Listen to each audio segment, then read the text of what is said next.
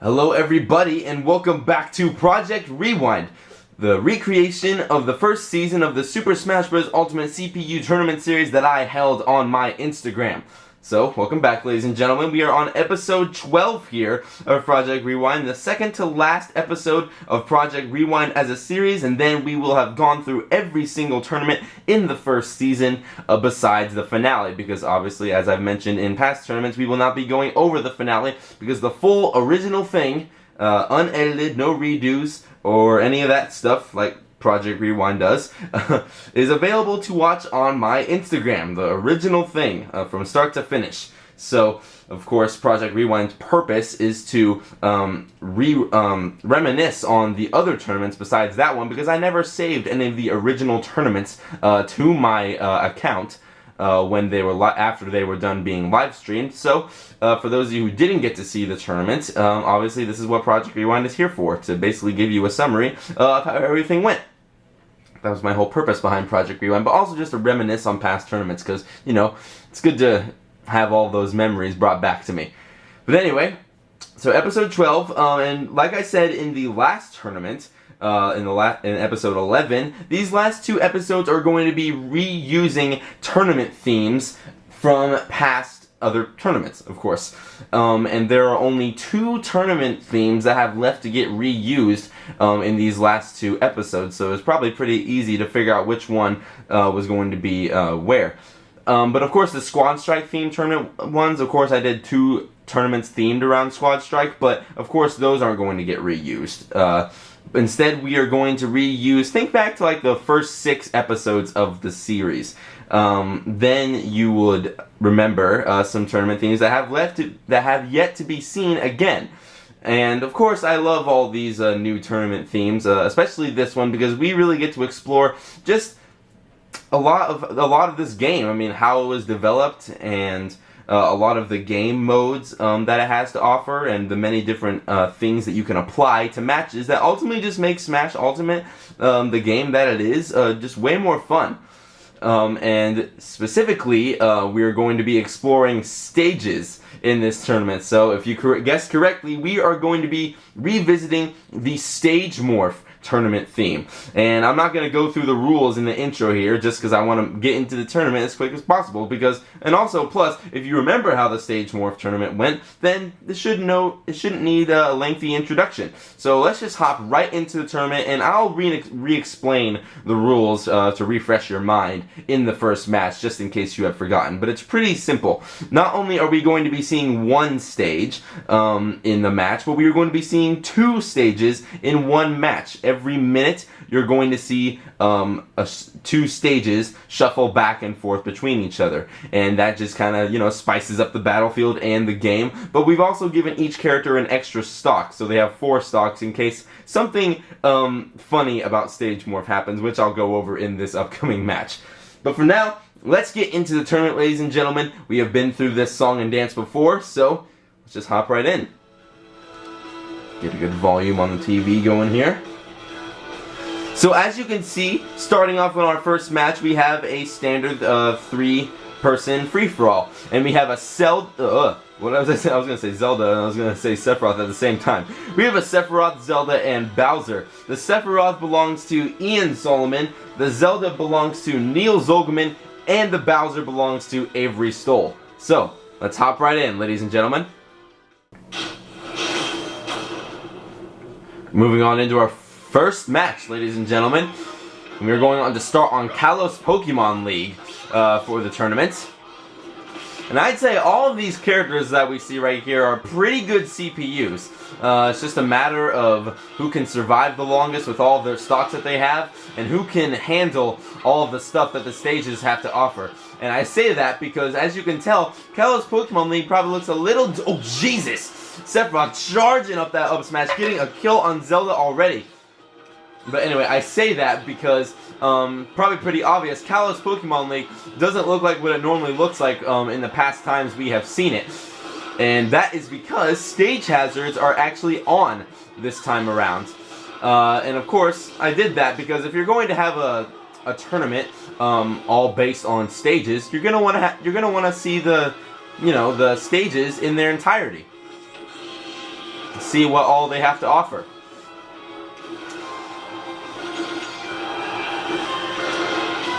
Now it's back in its normal form, and Kalos Pokemon League can definitely take on many forms with all the different Pokemon types that you can see. Bowser going to use his final smash. Looks like he's going for Sephiroth.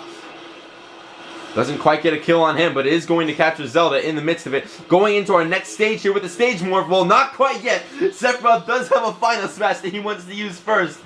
And seeing the percent that Bowser is at, that is definitely going to be a KO. And going on to Bridge of Eldin here, a long and flat stage. That is a walk-off as well, and CPUs are probably going to take advantage of that, considering that they can get early KOs off of it. Zelda using her final smash, that looks like going for Bowser here. He's pretty close to the Blast Zone. Is he dead? Okay, not quite. It doesn't have a lot of knockback on it. It only really matters if you're above 100%, because then if you are, you can kiss your butt goodbye. Looks like it's a pretty close game between Sephiroth and Bowser at the moment. Zelda going to have to kind of catch up here for a little bit, maybe get some KOs of her own. Using all of her specials that she has at his disposal. Going onto the edge, trying to get Bowser. Bowser using his Fire Breath to keep his opponents at bay. But Sephiroth going to break the chaos.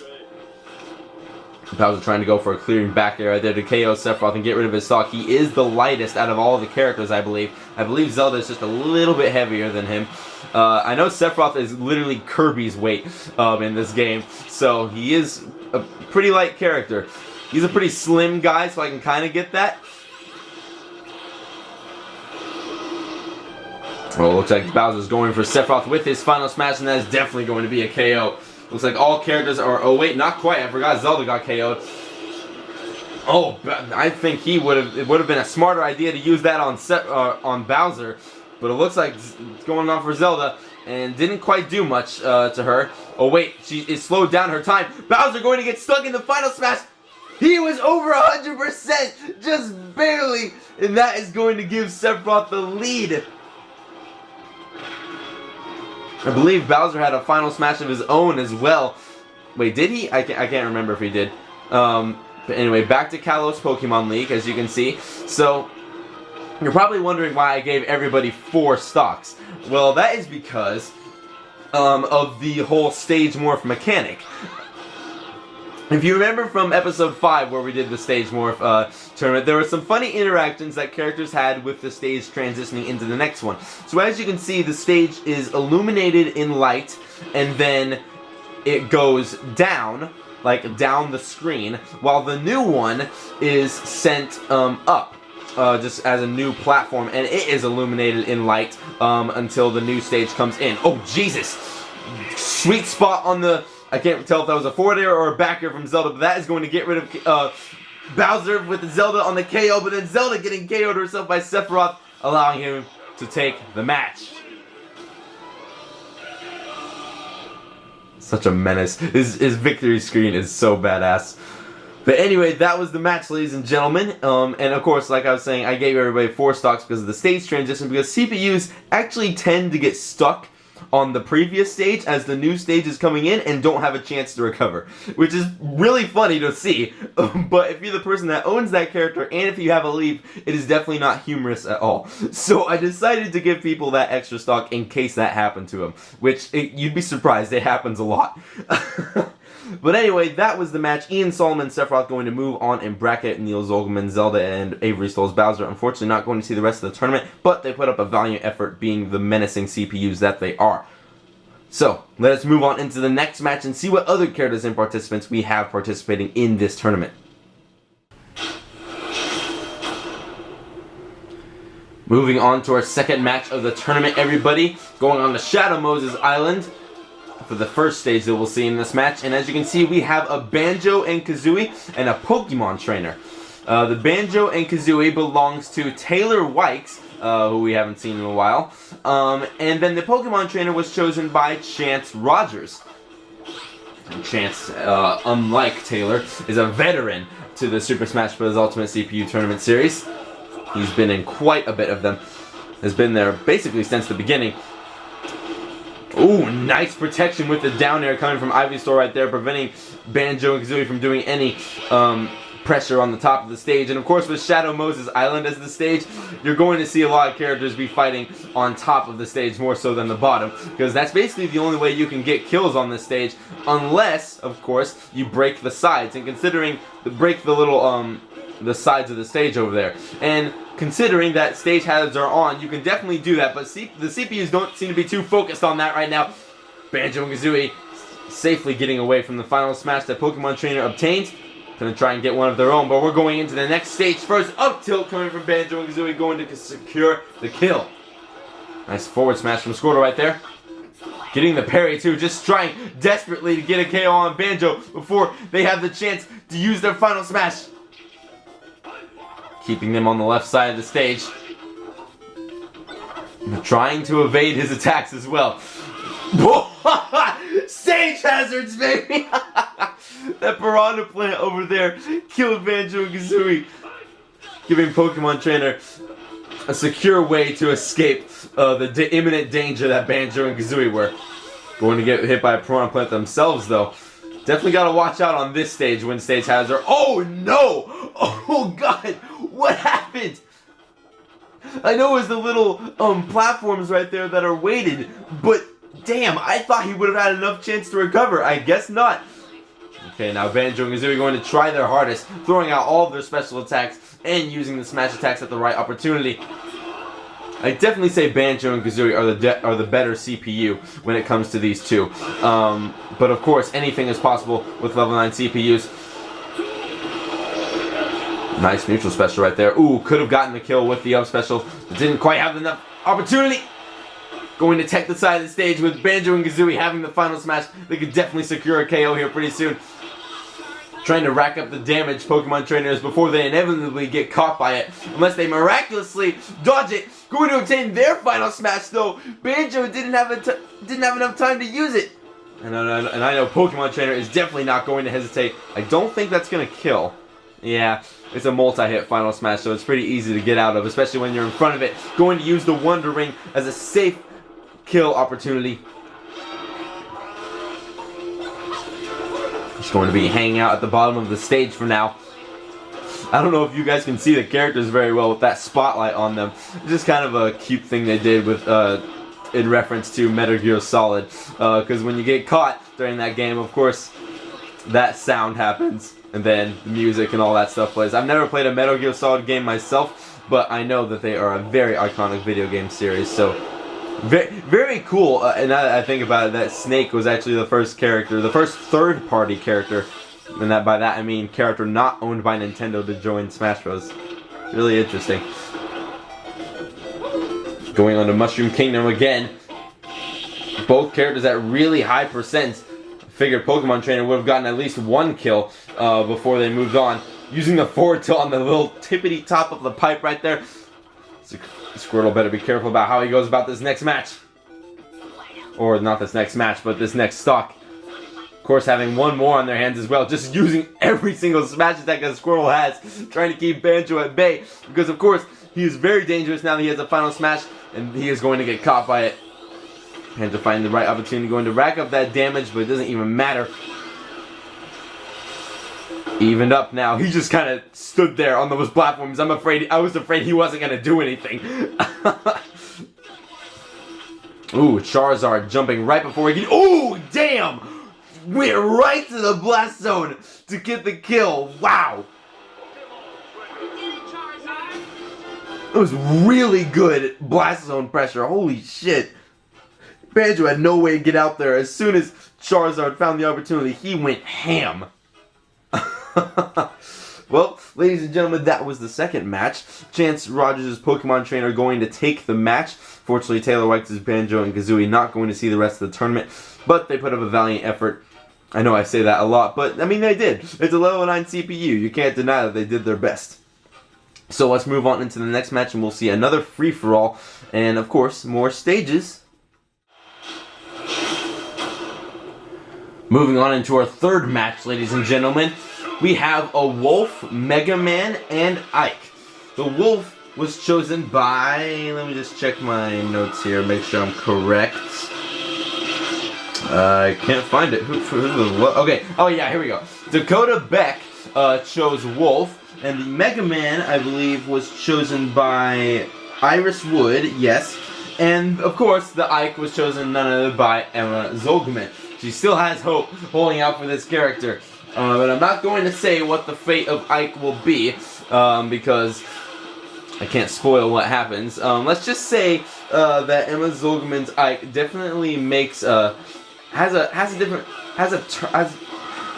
it's changed. Emma Zolgman's Ike definitely changes in this tournament. Whether that be for the good or the bad, I can't quite tell you yet. So anyway, we're on Gar Plain right now, which is a huge stage. So definitely going to be a lot of late KOs. Oh shit! I totally forgot. When stage hazards are on this tournament, you see that giant ass thing on the right side of the stage? Oh Jesus! And it breaks up the stage like that. That, my friends, is Metal Face, and I've been playing Xenoblade recently, and I can now tell you what that is. Oh jeez, sorry, I have the hiccups, ladies and gentlemen. That's not good. Luckily, I have some water here. I'm going to connect the final smash on Mega Man. But anyway, Metal Face is that thing's name, and he'll leave after a certain amount of time, but he can definitely change up the stage. And if you go and attack him, you better be prepared to do so. Oh God! What happened to Wolf? Oh, I know what happened. The stage transition threw him off. Because of course, this is a smaller stage compared to Gar Plain, and the blast zone shrunk as he was up in the air, and he wasn't ready for that transition. Oh my God, I got the hiccups badly. That's not good. That hasn't happened before. Luckily, I have some water here, so bear with me, ladies and gentlemen.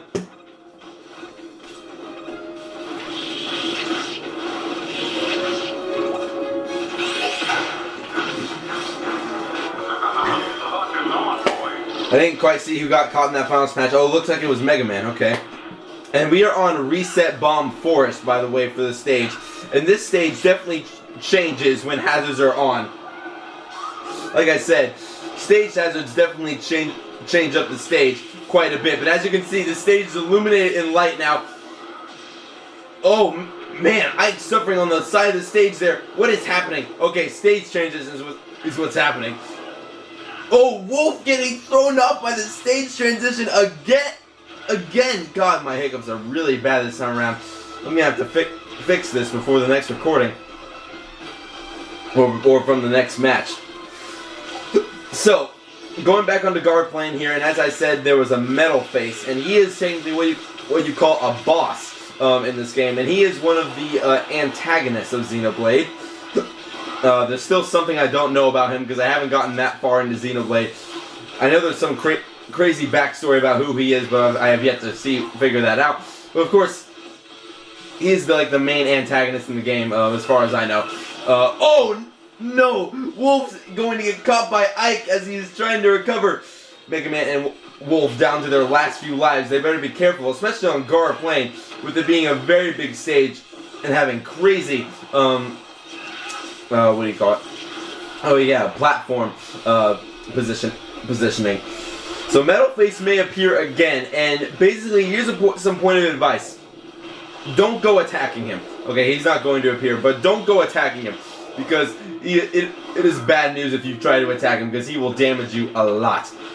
Anyway, going back onto Reset Bomb Forest here, which we have seen a lot in the CPU tournament series. It's a pretty fun stage. I like it myself.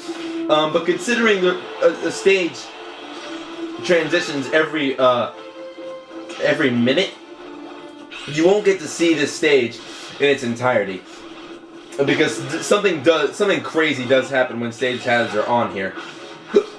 Oh wait, Ike was about to die with his side B, but with Wolf using his final smash, it might give him a chance to recover. Yep, he actually survived from it from Wolf using his final smash. Mega Man unfortunately not going to survive that final smash though. Ike still having a steady lead. 168 is the percent that he is at, so he is about to get KO'd here pretty soon. One good hit could do it, but of course he does have the stock advantage. That up smash is so good. It just scoops people up. Oh, bad timing for Wolf, for Ike to obtain his final smash, and he is going to connect it, and that, ladies and gentlemen, is going to secure the game. Ending it off strong. Emma Zolgaman's Ike finally getting past his first match in the tournament. So, good on Emma Zolgaman's Ike for taking that victory. Definitely a very hectic match with the big stage that we were on and all the crazy stuff that was happening, but they were able to manage it. Iris Woods, Mega Man, and Dakota Beck's Wolf putting up a valiant effort, but not going to make it that far in the tournament. However, we cannot dwell on that, for Emma Zolgaman's Ike has finally won his match. Oh god, I'm so sorry folks, let me get this fixed before the next match starts. But anyway, let us move on to the next match with Emma Zolgaman's Ike finally taking a victory in a long time. But let's move on to the next match and see what other kind of characters and stages and participants we will run into. Alright, ladies and gentlemen, I think I got my hiccup situation solved. That was definitely one of, if not the worst match I've ever commentated due to that issue. But hopefully that does not happen again. So, as you can see, going on into our next match, oh my god, Ice Climber's popping off. And speaking of Ice Climbers, let's actually tell about who chose that character. Oh my god, what is happening? Damn! Getting an early KO with the footstool off stage. I haven't even talked about who owns these characters yet, and they're already popping off. Anyway, the Yoshi was chosen by Bryn Chamberlain, and the Ice Climbers was chosen by Robin Heimerman. Oh no, Nana with Nana leaving Popo by himself and to deal with Yoshi, definitely puts him at a disadvantage. Ooh, Claptrap coming through. And as from the what stage was it? Oh yeah, the item tournament, if you remember, with stage hazards on the Jungle Jake stage, there is that Claptrap. There's also a Claptrap on this stage, but it won't insta KO you if you get hit by it. Ooh, Ice Climber is using, or Popo I should say, making a very poor decision right there with the side B. But going on the Golden Plains now, wow, this stage could definitely change the game. Considering that it is very small too, Yoshi, if he connects his final smash, it could be an early KO for him. But as you can see, there are coins to collect on this stage, and once you reach 100 coins, you actually get a very special, not item. You obtain a condition in which you are basically God mode. If you get 100 coins, you become golden, which, I mean, not only are you heavy, you are fast, and your attacks have a lot of attack power and knockback. So, when Ice Climbers reaches that state, Yoshi better be careful, because you're dealing with two characters here. So, the blue coins going on, we're going, oh, red coins too. Oh, Yoshi reached the golden state. Yep, and one smash attack will do it. Going to tie up the game now, just in terms of stock. And I believe the gold condition can last quite a while. And Ice Climber is going to have the gold condition on as well as a final smash on their hands. I don't know if that negates them from using the gold condition anymore, but no, it looks like it does, yeah. So Golden Plains with hazards on is definitely a very dangerous stage to be on. Yoshi already down to his last stock, and with the Golden Plains was that stage. I don't know if I already said the name of it or not. Ooh, really try to connect that final smash. That would have been a really good combo. Of course, both Nana and Popo were separated from each other, so not really going to connect it at all. And they're separated again. They have to get close to each other so that way they can perform their attacks together and do the most damage. But of course, in competitive play, or just in general, it is best to actually desync Nana and Popo, allowing you to do some really nasty combos. Popo going to be left by himself again on the stage. Going to recover back to the stage with not so relative ease, especially since he is by himself now. Parries the forward smash from Yoshi. Yoshi getting a little bit hasty with all these attacks that he's throwing out. However, is going to be brought down to the last stock. Nana on his side again. Ooh, and the forward air going to send him right into the blast zone, allowing them to take the victory. Robin Heimerman's Ice Climber is going to move on in bracket with a rare sight to see.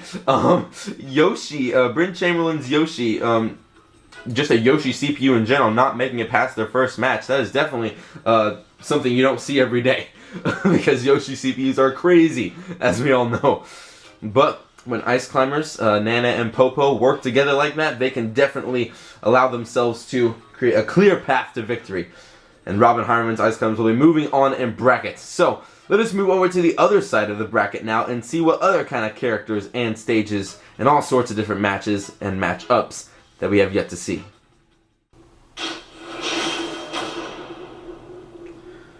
Moving on into the 5th match of the tournament, ladies and gentlemen, we meet up with a Pikachu, Pyra and Mithra, and a Cloud. The Pikachu was chosen by Annette. Oh my god, what? What happened to Mithra there? It wasn't even 10 seconds into the match. Anyway, the Pikachu was chosen by Annette Bernstein. The Pyra and Mithra was chosen by Kobe Billups, and the Cloud was chosen by Nathan Doffing. So you have some pretty good CPUs here, but I was just about... I might take that back now after seeing what just happened to Pyra back there. Oh man, Pikachu almost died from that Flame Nova that Pyra used. But in all seriousness, I do think that these CPUs have some pretty good and decent AI. It's just that Mithra, unfortunately, SD'd over there. I didn't really entirely see what happened, but just an unfortunate situation, I suppose. But these CPUs have actually shown some promising results. At least Pikachu and Cloud have. Pikachu, while he hasn't won a tournament, has definitely come close. And Cloud has, on the other hand. So it's safe to say he's a pretty good CPU. Pyra and Mithra are pretty good CPUs as well. It's just that they don't have the best recovery, so they definitely have to be careful when they're off stage, getting edge guarded by a certain CPU. Ooh. Going to get caught in the final smash. Both Cloud and Pikachu are, I'll definitely say. So Pyra and Mithra are definitely upping their game now. However, Cloud going to catch... Oh! Did he catch both of them? Okay, Pikachu was able to get out of it. But he better stay away from the explosion. Damn, Mithra already down to her last stock. This is unfortunate. So you can see we're on Skyloft here, which is from Legend of Zelda Skyward Sword. And I think this stage is beautiful. I love this stage. It's one of my favorites. And I think it's way better when hazards are on. Because when hazards are off, as you've seen in past tournaments, you just remain on the main platform at the beginning, and it just remains stationary for the entire match, which is boring. But when stage hazards are on, you have to get to travel across the entire place and see what the stage has to offer. It's really cool. I love traveling stages. I think they're neat. But now we're on Fountain of Dreams here, which is, of course, I'm going to be a little bit biased here, is a Kirby stage. So it is my favorite stage in the entire game. But it's just a pretty stage to look at. You can't deny that. It's an OG stage, too, originating all the way back in Super Smash Bros. Melee back in 2001. Can't believe it's been more than 2 decades since that game came out. It was out before I was even born. So, speaking of Pyra and Mithra, still, at this time, they are the latest character to have been released in the DLC pack. Pyra obtaining the final smash. Oh! Well, there she goes. Cloud able to get the KO on Pyra right before Pikachu could use his final smash. So it's just down to these two now. Unfortunately, I was just about to talk about them, but now we won't get to see them again. But in all seriousness, so this tournament was live streamed on May 8th of 2021, and the Time Pool tournament was live streamed back in March 20th of 2021. So there's definitely a big gap. Oh my god, that was fucking brutal. He's dead. Right in the middle of a stage morph too. Well, it looks like Nathan Dobbins' Cloud will be moving on in bracket. But anyway, as I was saying, there was a big gap in between these tournaments. And because I was really busy during April because it was my senior year of high school. So obviously I had a lot on my hands at that time and I just didn't have time to record a tournament. But even in that big time gap, Pyra and Mithra are still the latest character to have been in the tournament. And of course, that is unfortunately, that is the last time we will see them. Definitely put up a valiant effort, but Nathan Dobbins' Cloud is going to move on in bracket. So let's move on to the next match and see what other kind of characters await us. Moving on into our sixth match, ladies and gentlemen, we have a Greninja and an Olimar. The Greninja was chosen by Austin Doffing, and the Greninja was chosen by Austin Doffing, and the Olimar was chosen by Brennan Heckle. And we haven't seen these two characters a lot in the tournament series, so it's good that they get a spotlight in their own 1v1 right here. Now, I definitely say that Olimar is the better CPU out of these two. I just feel like Greninja AI isn't the best. Sometimes it can pop off, but not that often. And Olimar, I just feel like, is the better CPU because he's just able to rack up damage so fast. I mean, you can do this with Olimar anyway, but the CPUs really know how to utilize it. And what I mean by that is they're Pikmin, of course, because a lot of the Pikmin, of course, if they latch onto you, just consistently do damage. He's one of the only characters that can really do that. If any other character has any... Oh shit, I totally forgot about this guy. And he appears during... he appears when hazards are on this stage. But he already got KO'd. He's like a different character. That was Nabbit, my friends. The guy dressed in purple. And had the burlap sack on him. If you get caught in that burlap sack, and you don't mash hard enough, you will get sent to the skies with him. He'll basically kidnap you and get a KO off of you. It's terrifying. But it's really funny to see it when CPUs get caught by it. But normally, they're smart enough to actually realize, okay, this guy's a threat, we need to get rid of him. So, it doesn't happen too often when you're watching a CPU do it. Going on in Mementos for the second stage right here. None of the characters have lost their stocks yet. Greninja obtaining the final smash first, trying to find the opportunity to use it. Of course he has to try to do something flashy though with the final smash. And doesn't use it immediately like Olimar does. He's definitely wasting an opportunity right here. However, Olimar is left wide open when he uses his final smash after he's done using it. Doesn't even need the final smash to kill him. He needs a quick down smash to get his way. Greninja hanging at a 1... Oh.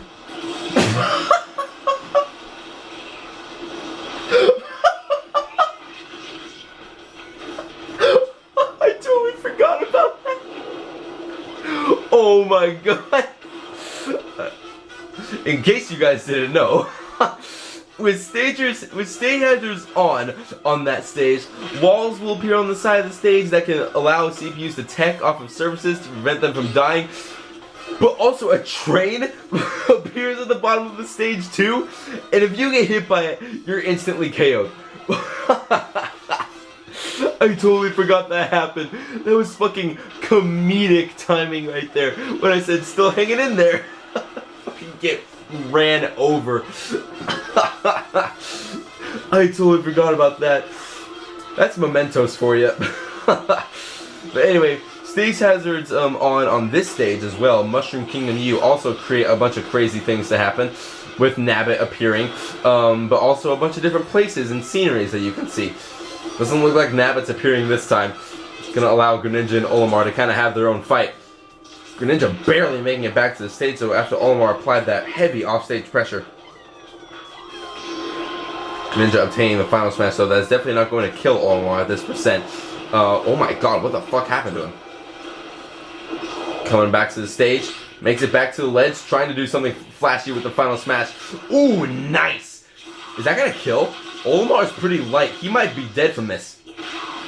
Wow, Greninja having a really good lead on his hands right now. Probably going to get this stock taken away from him pretty quickly though. Gonna try and still hanging in there. And this is Mementos for this stage right here, and it can have all sorts of different colors.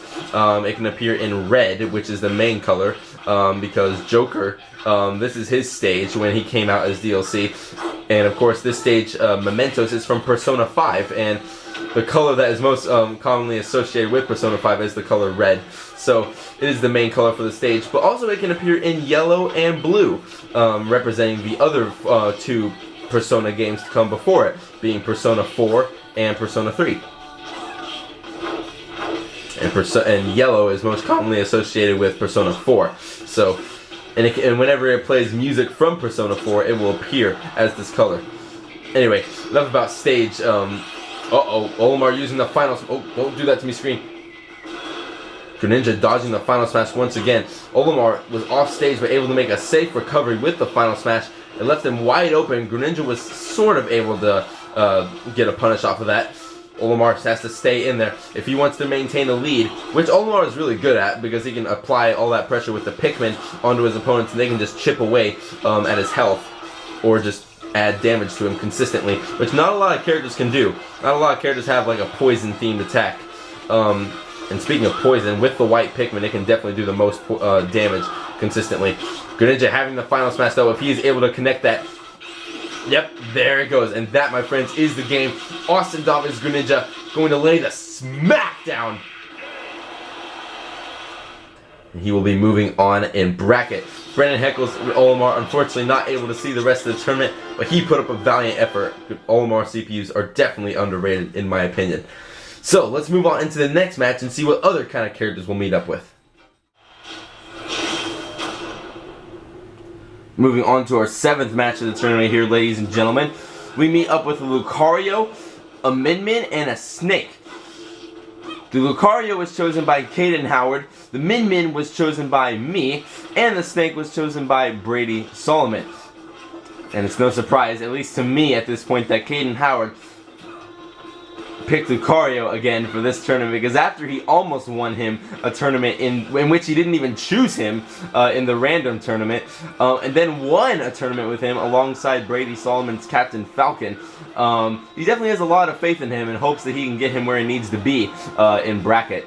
And I don't blame him. I mean, I think Lucario AI is decent. It's definitely not the greatest, but it definitely knows how to do some pressure off stage though, as you just saw right there. Snake being the first one to get KO'd.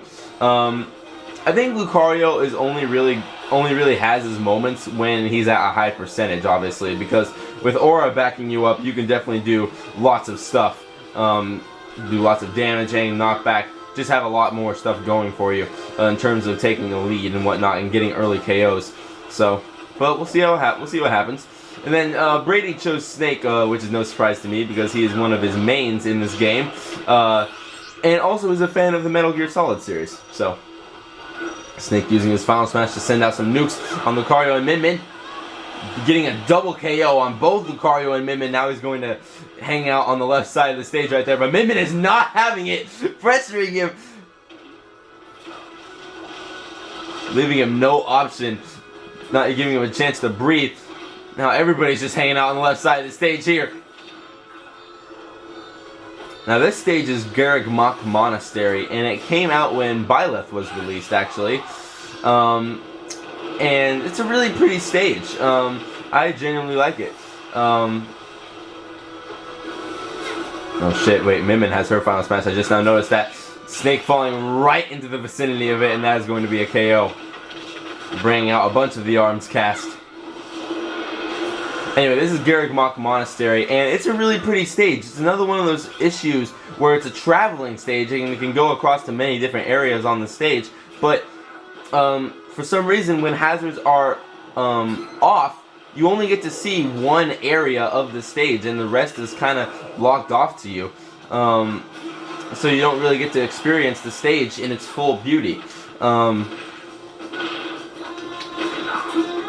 So I much rather prefer that stage when hazards are when they're on.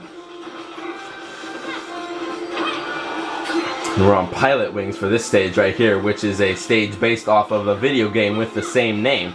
And it's a really old game, so I find it funny how during the stage you're traveling across Woohoo Island from Wii Sports Resort.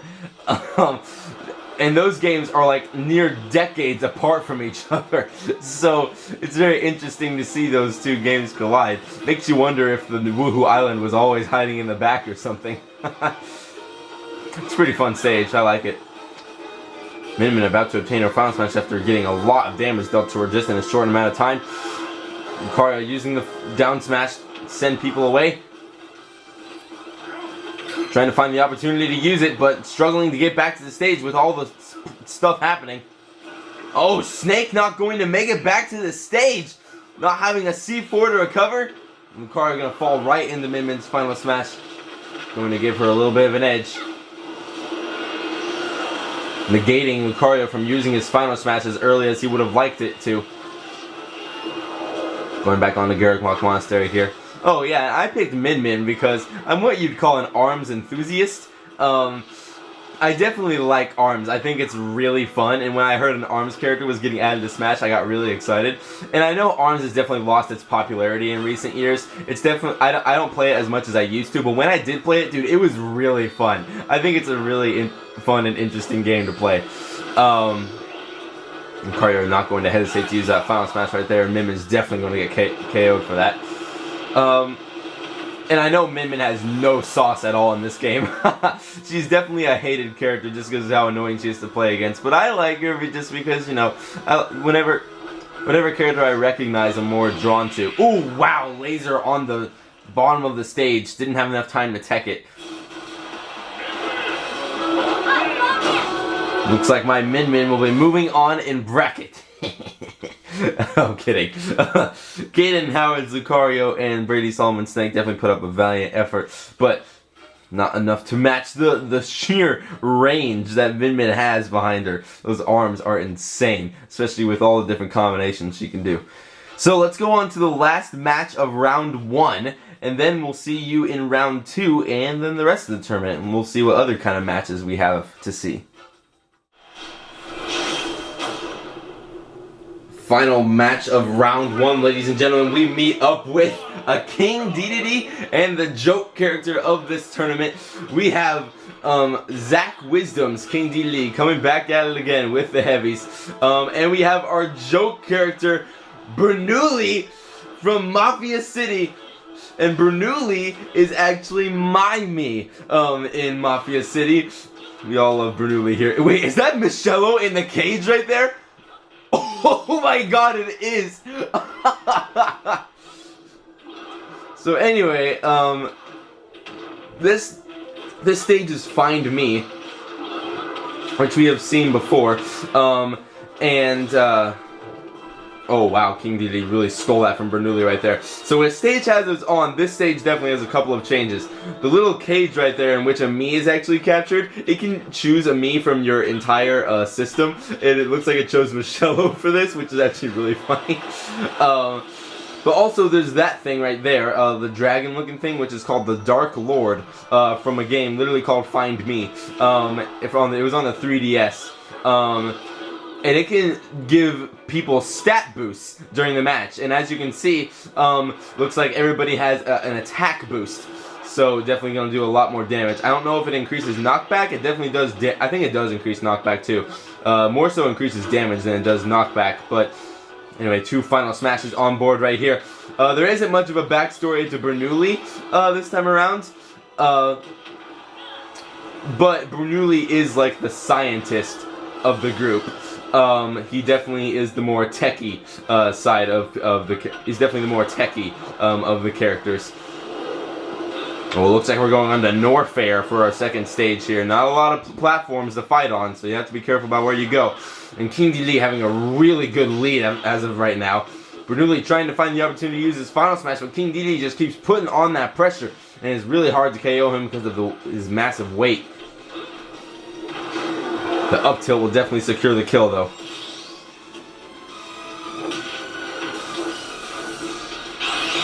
And there he goes. Using it, but oh, King Dedede getting caught in the very end of it. So yeah, there isn't much of a backstory to Bernoulli. I think, oh wait, no, yeah, he does have a little bit of mental issues, though. He can be psychotic at times. But as psychotic as he may be, just because he's kind of like a mad scientist in a sense, because he is like the techie person and the sciencey person of the group, he also is a kind of genuinely kind-hearted person.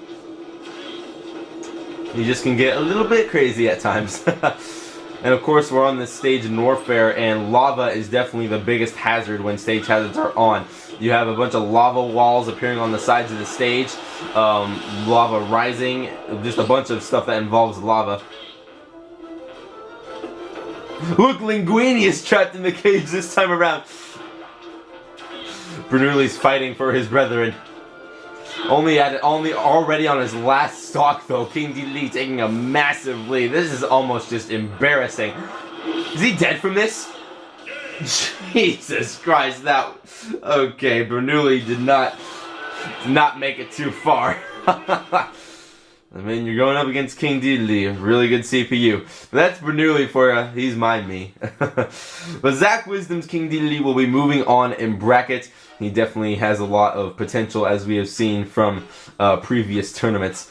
So, let us move on into round 2, ladies and gentlemen, and meet up again with all of the other characters that have won their previous matches and see who has the potential to be crowned the victor